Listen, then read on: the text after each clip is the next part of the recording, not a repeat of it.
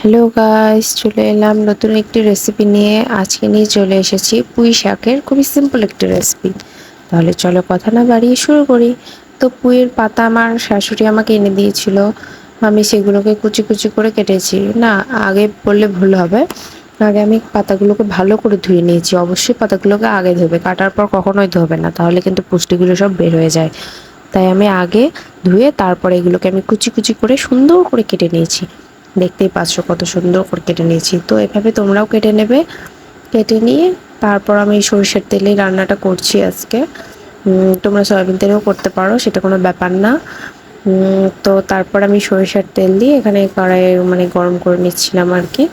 তো গরম করে এখানে আমি ফার্স্টে দিয়ে দিলাম পাঁচফোড়ন, তেজপাতা দিয়ে দিলাম। তো এখানে শুধু পুঁই শাক না, পুঁই শাকের সাথে পুঁই পাতার সাথে আরও কি যেন ছোট ছোট মতো পাতা ছিল, নামগুলো আমি ঠিক জানি না। আমার শাশুড়ি মা সব আর কি এনে দিয়েছিল, জাস্ট আমি খালি কেটে নিয়েছি আর কি, আর কিছুই না। তো তারপর এখানে আমি পেঁয়াজ রসুন কুচি করে কেটে নিয়েছিলাম, পেঁয়াজ রসুনগুলোকে এভাবে দিয়ে দিয়েছি ভেজে নেওয়ার জন্য। ভালোভাবে ভাজা হয়ে গেলে তারপর আমি শাকটাকে এখানে দেব।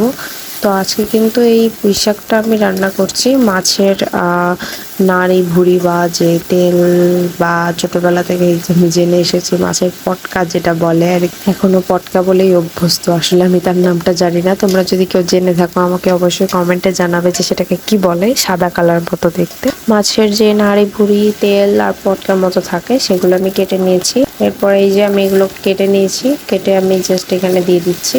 নাড়িগুলোকে দিয়ে হালকা একটু এপিট ওপিট করে ভাজলেই হবে, খুব বেশি ভাজারও কোনো দরকার নেই, কারণ শাক যখন দেবো শাকের সাথে আবারও ভালোভাবে কুক হয়ে যাবে।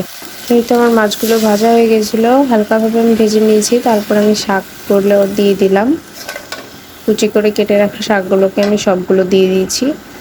এর মধ্যে বোধহয় কয়েকটা লাউয়ের পাতা যেটা বলে, লাউয়ের পাতাও কয়েকটা ছিল আর কি।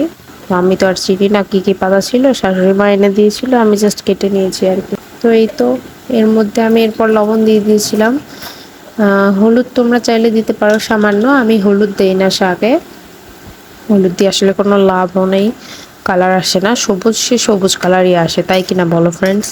তার জন্য আমি হলুদ দেই না আর কি। তবে তোমরা চাইলে সামান্য একটু দিতেও পারো, সামান্য। এই যে এখানে আমি মরিচ বাটা দিয়েছিলাম আর কি, ফ্রিজে মরিচ বাটা ছিল, তাই মরিচ বাটাটাই দিয়েছিলাম, খুবই সামান্য দিয়েছি। তো এখানে আমি শাকের সাথে অল্প কিছু পানি দিয়েছিলাম, পানি দিয়ে ঢেকে দিয়েছিলাম, ঢেকে এভাবে রান্না করছিলাম। তোমাদের সাথে আমি অবশ্যই টিপস শেয়ার করব যে তোমরা শাকে পানি না দেওয়ার চেষ্টা করবে, একদম লো আছে শাকটাকে রান্না করবে, দেখবে শাক থেকে অটোমেটিক সুন্দর অনেকটা পানি বেরিয়ে আসবে। আর সেই পানিতে রান্না করবে, দেখবে শাকটা খেতে অসম্ভব সুস্বাদু হবে। আর শাকে পানি দিলে না টেস্টটা নষ্ট হয়ে যায়, অন্যরকম একটা টেস্ট আসে, আসলে টেস্টটা ঠিক ভালো লাগে না। তাই তোমাদের যে টিপসটা শেয়ার করলাম অবশ্যই ফলো করো। আর আর এভাবে একবার হলেও শাকটাকে ট্রাই করো, আর বলো যে কেমন হয়েছে, আমাকে অবশ্যই কমেন্টে জানিও। তো আজকের ভিডিও ছিল এই পর্যন্তই, নেক্সট ভিডিওতে আবার দেখা হবে। তো টাটা।